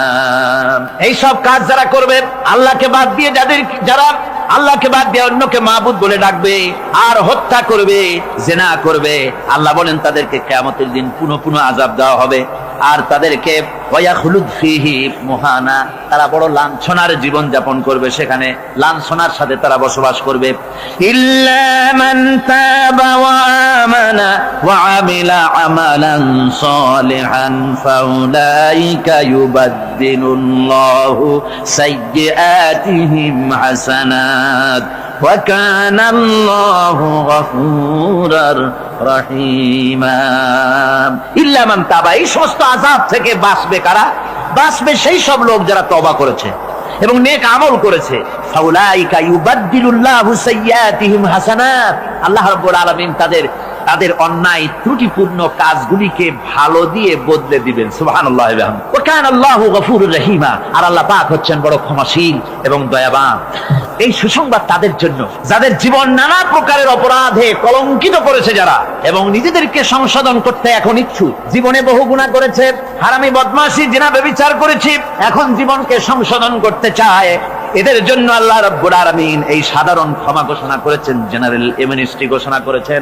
সাধারণ ক্ষমা ঘোষণা করে দিলেন যে তোমরা এখনো যদি হেদায়েত হতে চাও, চূড়ান্ত ধ্বংস থেকে যদি বাঁচতে চাও, তাহলে আমি তোমাদের জন্য তওবার পথ খুলে রেখেছি। আল্লাহ যদি এই তওবার পথ খুলে না দিতেন তাহলে মানুষ হতাশায়, নিরাশায় শয়তান হয়ে যেত। তার মানে আরো পাপ করত। যখন আর কোনো গুনাহ যখন মাফই হবে না, তখন আর কি করা যায়? আরো বেশি পাপের মধ্যে লিপ্ত হয়ে যায়। আমার ভাইরা, আল্লাহ রাব্বুল আলামিন মানুষের জন্য তওবা করার জন্য, গুনাহ মাফের জন্য দরজা খুলে রেখেছে। ইবনে জারীর তাবারীর একটি বর্ণনা এসেছে, হযরত আবু হুরায়রা রাদিয়াল্লাহু তাআলা আনহু তিনি বলছেন যে আমি ইশার নামাজ পড়ে মসজিদে নববী থেকে ইশার নামাজ পড়ে ঘরে আসতেছিলাম। ঘরে আসার সময় দেখি আমার দরজার কাছে একজন মহিলা দাঁড়ায়। সে আমাকে সালাম বলল, আমি তাকে তার সালামের জবাব দিয়ে ঘরের মধ্যে প্রবেশ করলাম। কিছুক্ষণ পরে মহিলা দরজায় নক করলেন। আমি দরজা খুলে জিজ্ঞেস করলাম কি চাও? তিনি বললেন যে আমি শয়তানের ওয়াসওয়াসায় পড়ে জিনা করেছি এবং এই জিনা করার পর আমি গর্ভবতী হয়েছি, এরপরে একটা সন্তান হয়েছে, আমি সেই সন্তানকেও মেরে ফেলে দিয়েছি, এখন আমার বাঁচার পথ, আমার এখন এই গুনাহ মাফ হওয়ার পথ। হযরত আবু হুরায়রা রাদিয়াল্লাহু তাআলা আনহু বলছেন যে অসম্ভব, তোমার এই গুনাহ মাফ হবে না। মহিলা তখন যাওয়ার সময় কাঁদতে কাঁদতে কপালে আঘাত করতে করতে যাচ্ছিল যে আরে শরীরের এই রূপ, এই যৌবন, এই সৌন্দর্য কি তৈরি হয়েছিল জাহান্নামের আগুনে জ্বলার জন্য? এইভাবে করে চিৎকার দিতে দিতে মহিলা যান। হযরত আবু হুরায়রা বলেন, আমি সকালবেলায় আল্লাহ রাসূলের সঙ্গে ফজরের নামাজ আদায় করে আল্লাহ নবীকে ঘটনা শুনালাম, বললাম হে রাসূল আমি তো মহিলাকে এইরকম জবাব দিয়ে। হযরত আবু হুরায়রা দৌড়ে গেলেন, বললেন আমি ছুটতে লাগলাম, এমন ভুল আমি কথা বলেছি। মহিলা তো হতাশ হয়ে গিয়েছে, তিনি খুঁজতে খুঁজতে মহিলাকে পেয়ে গেলেন, যে বললেন ও মহিলা, আল্লাহর হাবিব তোমার সম্পর্কে এই কথা বলেছেন, তুমি যদি তওবা করো আল্লাহ রাব্বুল আলামিন তোমাকে মাফ করে দিবেন, আর তোমার দোষ ত্রুটিগুলির বিনিময় আল্লাহ তোমাকে নেক দিয়ে বদলায় দিবেন, তোমাকে আল্লাহ মাফ করবেন। মহিলা শোনা মাত্র আল্লাহু আকবার বলে চিৎকার মেরে সিজদায় পড়ে গেলেন। তিনি প্রাণ ভরে কাঁদলেন আর বললেন, আল্লাহ তোমার দরবারে শুকরিয়া আদায় করি যে আমার মতো গুনাহগারের জন্য তুমি যে তওবার দরজা খোলা রেখেছো।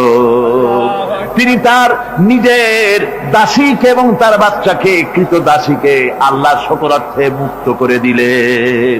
আমার ভাইয়েরা, এভাবে করে যারা নাকি আল্লাহর দরবারে যারা এভাবে মাপ চায় আল্লাহ পাক তাদেরকে মাফ করে দিবেন।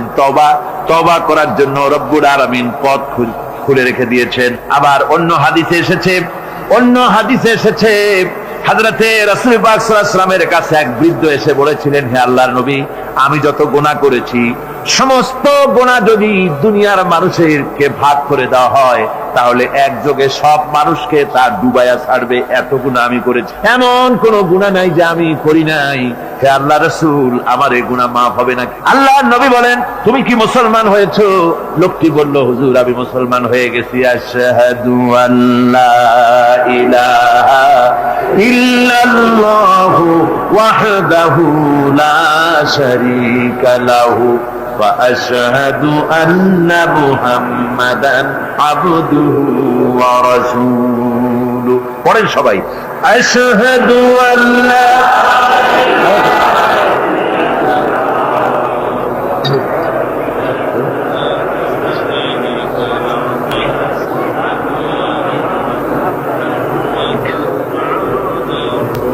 ওই লোকটি যখন কলেমা পড়লেন, বললেন আমি মুসলমান হয়েছি। আল্লাহ নবী বলেন, শোনো আল্লাহর বান্দা, তুমি যখন কলেমা পড়েছো তোমার পেছনের তামাম জিন্দেগীর সমস্ত গুনাহ খাতা আল্লাহ রাব্বুল আলামিন মাফ করে দিয়েছেন। শুধু মাফ করেন নাই, আরো কি করেছেন? ওয়ায়ুবাদদিলুল্লাহু সাইয়্যাতিহিম হাসানাত। দোষ ত্রুটি তোমার যা আছে, যে ব্যক্তি তওবা করে আল্লাহর পথে চলে, নেক আমল করে, পেছনের জীবনের দোষ ত্রুটি যা করেছেন সবগুলির বদলে আল্লাহ রাব্বুল আলামিন নেকি লিখে দিবেন। জোরে বলেন সুবহানাল্লাহ। তার মানে হচ্ছে জীবনে যত অপরাধ করেছিল তওবা করে যখন ভালো কাজ করবে আর পেছনের কথাগুলি যখন মনে করবে গভীর রাত্রে, আল্লাহ আমি এই ধরনের পাপ করেছিলাম, চুরি করেছি, ডাকাতি করেছি, জেনা করেছি, মদ খেয়েছি, মিথ্যা কথা বলেছি, এই সব কথা বলে যত অনুশোচনা করবে আর অনুতপ্ত হবে, চোখ দিয়া যত পানি পড়বে, নতুন নতুন করে তার আমল নামায় আল্লাহ নেকি লিখতে থাকবেন। জোরে বলেন সুবহানাল্লাহ। রব্বুল আলামিন তার বান্দাকে এত ভালোবাসেন, একজন সাহাবী কতগুলি পাখির বাচ্চা নিয়ে রাসূলের কাছে হাজির হয়েছেন। আল্লাহর নবী বলেন, এই পাখির বাচ্চাগুলি আনলা কেন? সাহাবী বলেন, হুজুর এই পাখির বাসাটা ভেঙে গিয়েছিল, বাচ্চাগুলি যখন ধরলাম ওর মা আমার মাথার উপরে ঠোকরাতে লাগলো, সে নিজের জীবনের মায়াকে উপেক্ষা করে বাচ্চাগুলিকে হেফাজত করার জন্য আমার উপরে ঝাঁপিয়ে পড়লো। আমি নিয়ে এসেছি এখানে, এই দেখুন ঘরের মধ্যে ঢুকেছে, এখানে ওই পাখিটা এসেছে। আমি রাসূলকে দেখাতে এলাম প্রাণী জগতে মায়ের সন্তানের প্রতি কত মায়া, সেটা দেখাতে এলাম। আল্লাহর নবী বলেন, ও সাহাবী প্রাণী জগতে সন্তানের প্রতি মায়ের কতটুকু মহব্বত তুমি তাই আমাকে দেখাতে এসেছো। শোনো, এই প্রাণী জগতে সন্তানের প্রতি মায়ের যত মহব্বত তার চাইতে লক্ষ কোটি গুণে বেশি মহব্বত বান্দার প্রতি আল্লাহ রাব্বুল আলামিনের। মহব্বতকে, করুণাকে, রহমতকে, ভালোবাসাকে 100 ভাগ করা হয়েছে। 100 ভাগ করে 99 ভাগ আল্লাহ নিজের কাছে রেখেছেন, আর একটা ভাগ তামাম পৃথিবীর প্রাণী জগতে আল্লাহ ছড়াই দিয়েছেন। একটা ভাগ দিয়েছেন সারা দুনিয়ার প্রাণী জগৎ। সেই একটা ভাগে এই শত সহস্র কোটি প্রাণীর মধ্যে যেটুকুন আমরা পাইছি, এতটুকুন মহব্বতে সন্তানের জন্য কলিজায়, সন্তানের কোনো অকল্যাণ হলে কলিজায় পানি থাকে না, সন্তানের কোনো অসুবিধা হলে বা মা বাপের কষ্ট হলে বা কারো কোনো কষ্ট হলে আমরা এই ধরনের আমাদের অবস্থা সৃষ্টি হয়ে যায়। এক ভাগ তামাম পৃথিবীর সমস্ত প্রাণী জগতে ছড়ায় দেওয়ার পর আমাদের অবস্থা যদি এই হয়, তাহলে 99 ভাগ রহমত যার কাছে, বান্দার প্রতি তার মহব্বত কতখানি। আমার বন্ধুগণ, রাসূল পাক সাল্লাল্লাহু আলাইহি ওয়াসাল্লাম বলেছেন, ও সাহাবীরা, একজন লোক উটের পৃষ্ঠে যাচ্ছিল কোথাও, উটের পৃষ্ঠে তার খাবার আছে, পানিও আছে। যেতে যেতে মরুদ্যানের মধ্যে সে বিশ্রাম করলো। ঘুমের থেকে জেগে দেখে উট নাই, খাবার নাই, পানিও নাই। বড় লোকটা কেমন পেরেশান হয়। সাহাবীরা বলেন, হুজুর, উট হচ্ছে মরুভূমির জাহাজ, উট হারায় গেছে, টাকা পয়সা যা ছিল, খাদ্য খাবার ছিল, সব চলে গেছে, এর থেকে পেরেশানি তো আর কিছুই হয় না।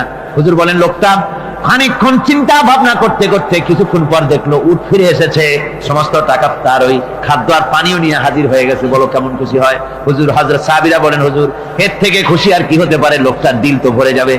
আল্লাহর নবী বলেন, ওগো সাহাবীরা, কোন বান্দা যদি আল্লাহর থেকে নাফরমান হয়ে যায়, নামাজ ছেড়ে দেয়, জিনা ব্যভিচার বদমাশি নাফরমানিতে যদি যখন লিপ্ত হয়ে যায়, উঠারা ব্যক্তি উট পাওয়ার জন্য যেমন পেরেশানি বোধ করে, আল্লাহ রাব্বুল আলামিন তার ওই নাফরমান বান্দার জন্য, আল্লাহ রাব্বুল আলামিন ফিরে আসার জন্য আল্লাহ রাব্বুল আলামিন চান।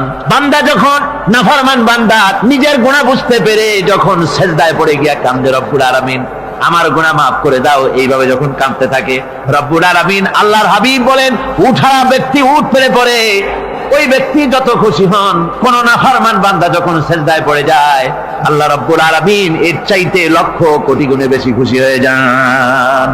আল্লাহ পাক হচ্ছেন রহমান রহিম, গাফুরুর রহিম। পৃথিবীতে এমন কে আছে, আপনি আমাকে বলেন, এমন কে আছে অপরাধ করবে না আর সে বলবে আয় তোরে মাফ করে দেই?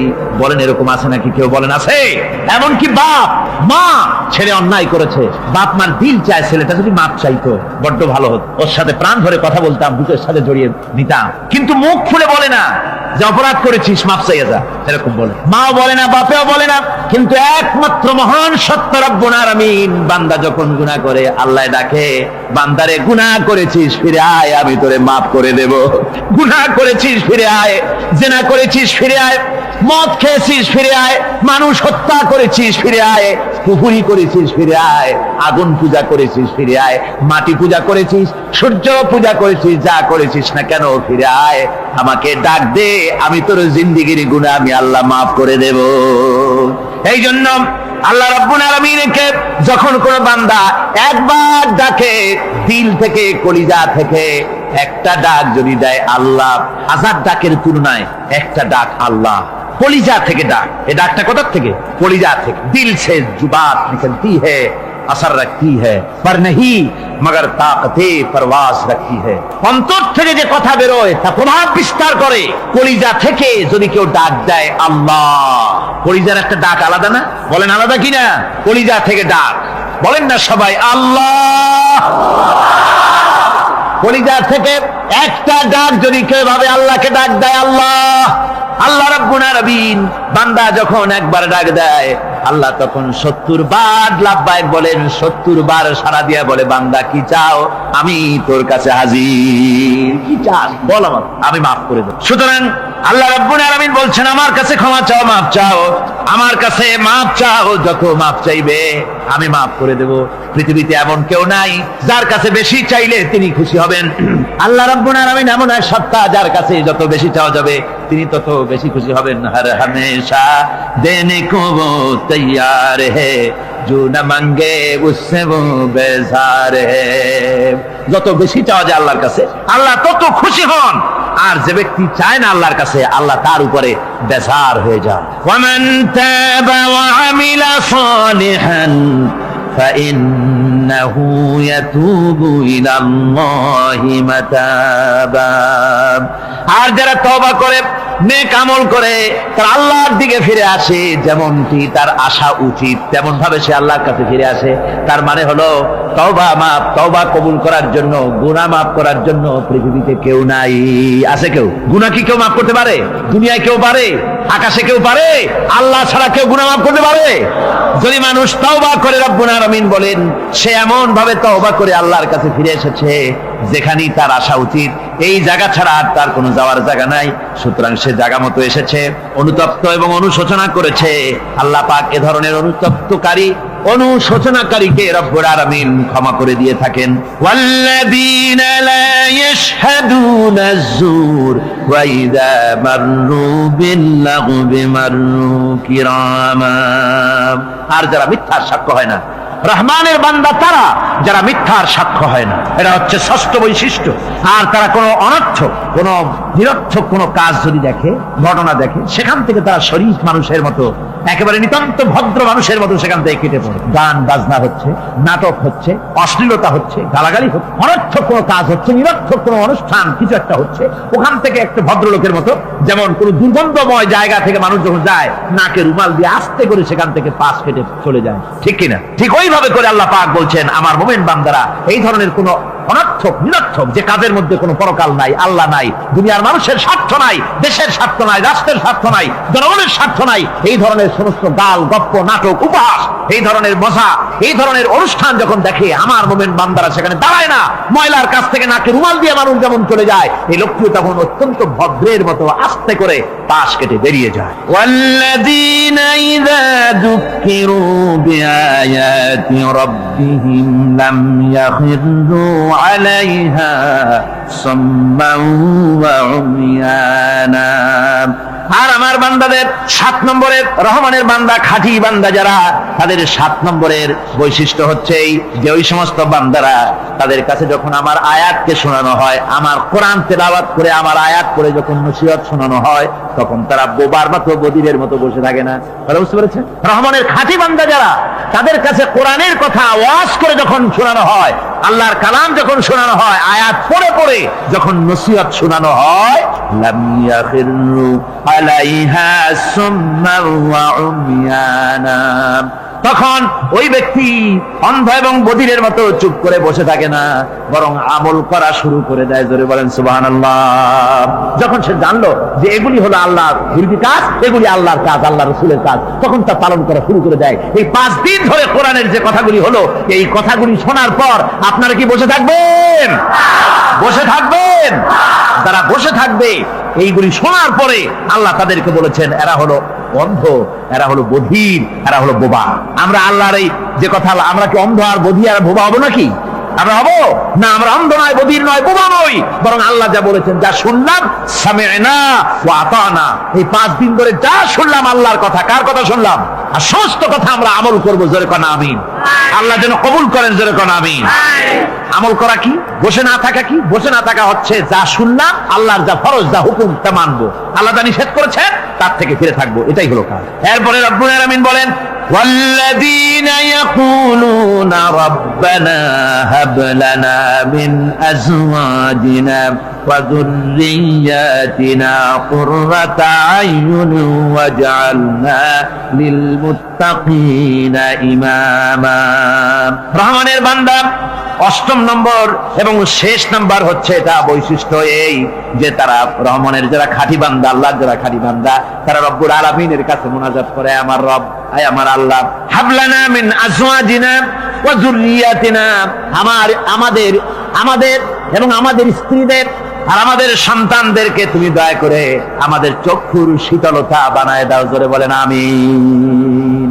ওয়াজআলনা লিল মুত্তাকিনা ইমামা, আর আমার এই সন্তানদেরকে তুমি মুত্তাকিদের ইমাম বানায় দাও। শুধু মুত্তাকি বানায়ও না, মুত্তাকিদের নেতা বানায় দাও। জোরে কোন সুবহানাল্লাহ। এই সূরাটা, এইটা তখনকার কথা যখন এই মুমিনদের মক্কি সূরা, তো এটা যখন মক্কা শরীফে দেখা গেল যে মুসলমানেরা, যিনি ইসলাম কবুল করেছেন তার বাপ কাফের, যিনি ইসলাম কবুল করেছেন কারো বাপ কাফের, কারো মা কাফের, কারো সন্তান কাফের, কারো মেয়ে কাফের, কারো জামাই কাফের, সব প্রিয়জনেরা কুফরি হালতে আছে। আর এগুলি দেখে তাদের চক্ষুর মধ্যে কাঁটা বিঁধতেছিল, চক্ষু জর্জরিত হয়ে যাচ্ছিল। নিজের সন্তানের চেহারা যত ভালো হোক, সন্তান যতই শিক্ষা দীক্ষা থেকে যতই উন্নত আর ভালো হোক না কেন, সে যদি জাহান্নামের দিকে অগ্রসর হতে থাকে, কোন নেককার ইমানদার পিতার মনে তার সান্ত্বনার কারণ হতে পারে না। সে তখন আল্লাহর দরবারে, আল্লাহ পাক বলেন ওই মুমিন বান্দারা আমার কাছে দোয়া করে যে রব্বুল আলামিন আমার সন্তানদেরকে, আমার স্ত্রীদেরকে আমার চোখের শীতলতা বানাও, তাদের আমল আখলাক কেমন বানাও যাতে আমাদের চক্ষু ঠান্ডা হয়ে যায়। জোরে বলেন আমিন, জোরে বলেন আমিন। সন্তানদের জন্য আল্লাহর কাছে দোয়া করতে হবে।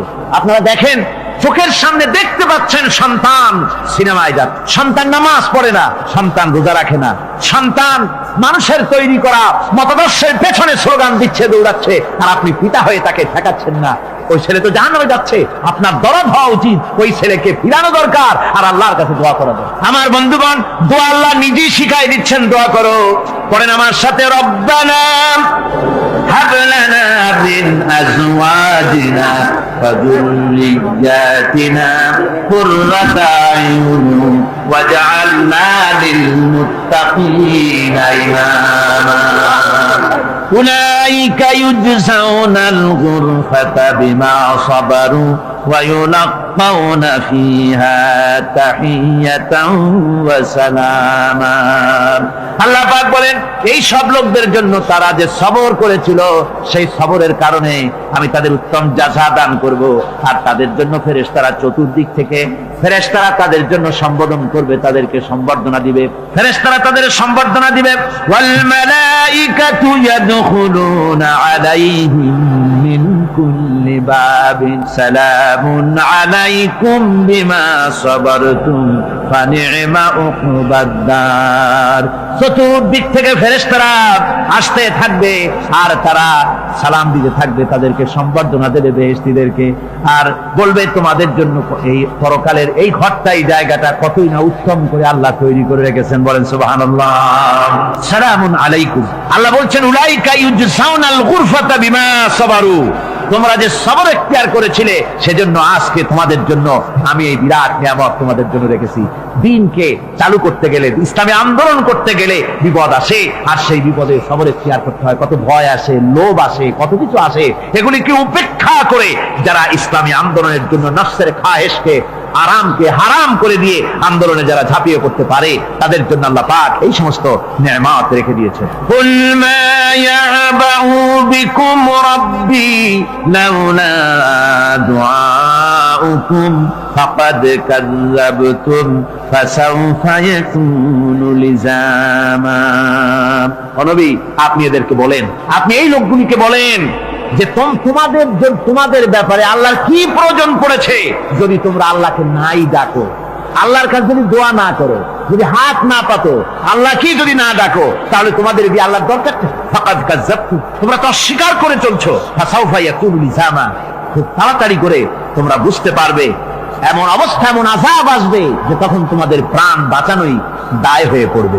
আমার বন্ধুগণ, একটা মানুষের সাথে মানুষের সৃষ্টি আর পাথরও সৃষ্টি, পাথরও একটা মাখলুক, মানুষও মাখলুক। পাথরের সাথে মানুষের পার্থক্য কোথায়? পাথর আল্লাহর দরবারে হাত তুলতে পারে না, আল্লাহকে ডাকতে পারে না, মোনাজাত করতে পারে না।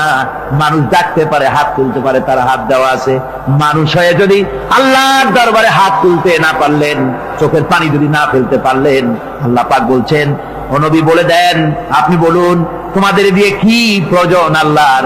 লাউলা দুআউকুম, তোমরা যদি সেই আল্লাহকে যদি না ডাকো, যদি তার কাছে হাত না তোলো, তাহলে তোমাদের দিয়ে আল্লাহর দরকারটা কি? তোমাদেরকে রব্বুল আলামিন তৃণখণ্ডের মতো উড়িয়ে দিবেন, কোন মর্যাদা থাকবে না আল্লাহর কাছে। সুতরাং মর্যাদা পেতে হলে আল্লাহকে ডাকতে হবে, আল্লাহর কাছে চাইতে হবে। এভাবে করে আল্লাহ পাক তার বান্দাদেরকে নির্দেশ করছেন। আমার বন্ধুগণ, এই মোট 8টি বৈশিষ্ট্য ইসলামের আপনার মুমিন বান্দাদের জন্য, রহমানের খাঁটি বান্দাদের জন্য এই 8টি বৈশিষ্ট্য আল্লাহ পাক দান করেছেন। এই 8টি বৈশিষ্ট্য যেন আল্লাহ পাক আমাদের মধ্যে দান করে দেন। জোরে বলেন আমিন, আরো জোরে বলেন আমিন। 8টি বৈশিষ্ট্যের জন্য আল্লাহ পাক বেহেশত রেখেছেন। 8টি বেহেশত কয়টি? এই 8টি বেহেশতের দরওয়াজা আল্লাহ যেন আমাদের জন্য কিয়ামতে খুলে দেন। জোরে কোন আমিন। আমার ভাইরা, আল্লাহ রাব্বুল আলামিন এই কোরআন যে নাজিল করেছেন, এই কোরআন দিয়ে এই ধরনের নৈতিক গুণে গুণান্বিত একটা জনসমষ্টি তৈরি করেছিলেন আল্লাহর হাবিব জনাব মুহাম্মদ রাসূলুল্লাহ সাল্লাল্লাহু আলাইহি ওয়াসাল্লাম। আর সেই জনসমষ্টি দিয়ে রাসূল পাক সাল্লাল্লাহু আলাইহি ওয়াসাল্লাম একটি ইসলামী কল্যাণমূলক রাষ্ট্র তৈরি করেছিলেন। রাসূলুল্লাহ কি করেছিলেন? একটা রাষ্ট্র। এই যা বললাম, এই 5 দিন ধরে যা বললাম, এই সব গুণাবলী দিয়ে, এই সব বৈশিষ্ট্য দিয়ে রাসূলুল্লাহ একটা জনগোষ্ঠী তৈরি করেছিলেন। সেই জনগোষ্ঠী নিয়ে মক্কি জিন্দেগি থেকে রাসূলুল্লাহ মদিনায় আসতেন। আর মদিনায় এসে রাসূলুল্লাহ এখন রাষ্ট্রপ্রধান হয়ে গেলেন। কি হয়ে গেলেন? রাষ্ট্রপ্রধান, প্রেসিডেন্ট হয়ে গেলেন। রাসূলুল্লাহ আজকে প্রেসিডেন্ট, রাষ্ট্র হলো। আর কোরআন দিলেন সংবিধান হিসাবে, শাসনতন্ত্র হিসাবে। আল্লাহর নবী বললেন, আজকে আমি দেশবাসীকে এমন একটা কনস্টিটিউশন, এমন একটি সংবিধান দেশবাসীকে আমি দিলাম, যেই সংবিধানের বদৌলতে সমাজে আর চুরি থাকবে না, ডাকাতি থাকবে না, জেনা থাকবে না, ব্যভিচার থাকবে না। এর বদৌলতে মানুষ এখন দরজা খুলে ঘুমাতে পারবে, আর কোনো অশান্তি থাকবে না, চুরি হবে না, ডাকাতি হবে না, নারী ধর্ষণ হবে না, হত্যা হবে না, আরামের জমিন হয়ে যাবে, আর মানুষ শান্তিতে বসবাস করতে পারবে। হুজুর বললেন, খায়রুল কুরুনি কারনি, সর্বশ্রেষ্ঠ যুগ হচ্ছে আমার যুগ। আমার বন্ধুগণ, কোরআনের সমাজই ছিল পৃথিবীর সর্বশ্রেষ্ঠ সমাজ। সেই সমাজ ব্যবস্থাকে আমরা ভুলে গিয়েছি। আজকে সমাজতন্ত্র ব্যর্থ হলো কেন? কমিউনিজম ব্যর্থ হলো কেন? ব্যর্থ হওয়ার একমাত্র কারণ হলো তারা মানুষকে খেতে দিতে পারে নাই, পড়তে দিতে পারে নাই। পুঁজিবাদও ব্যর্থ, সমাজতন্ত্র ব্যর্থ। আসলে ওরা বলেছে আমরা সবাইকে সমান করে দেব, খাইতে দেব, পড়তে দেব, কাপড় দেব, চোপড় দেব, ওষুধ দেব, তোমাদের মৌলিক অধিকার, মৌলিক প্রয়োজন মিটাবো, এগুলি সব তারা বলেছে। কিন্তু মৌলিক প্রয়োজন মিটাতে পারে নাই। 70 বছর যেতে পারল না, বিদায় হয়ে গিয়েছে। মৌলিক প্রয়োজন মিটাতে পারে শুধুমাত্র কোরআন। কে মিটাতে পারে? জোরে বলেন, কে পারে? কোরআন পারে মানুষের মৌলিক প্রয়োজন মিটাতে। তাই কোরআনে কারীমকে আল্লাহ রাব্বুল আলামিন অবতীর্ণ করলেন। আর কোরআন দিয়ে রাসূল পাক সাল্লাল্লাহু আলাইহি ওয়াসাল্লাম একটা সমাজ তৈরি করলেন, এমন সমাজ যেখানে রাষ্ট্রপ্রধানের পেট ফুলে উঠলো না খাইয়া, রাষ্ট্রপ্রধানের বিরাট বিল্ডিং উঠলো না, বিদেশে টাকা জমা হলো না। আজকে আমরা দেখি পৃথিবীতে কত জায়গায় রাষ্ট্রপ্রধান নিজের ছেলেবেলে নাই, হাওলাত করা ছেলে একটা, তাও যদি এত টাকা পয়সা বিদেশে জমা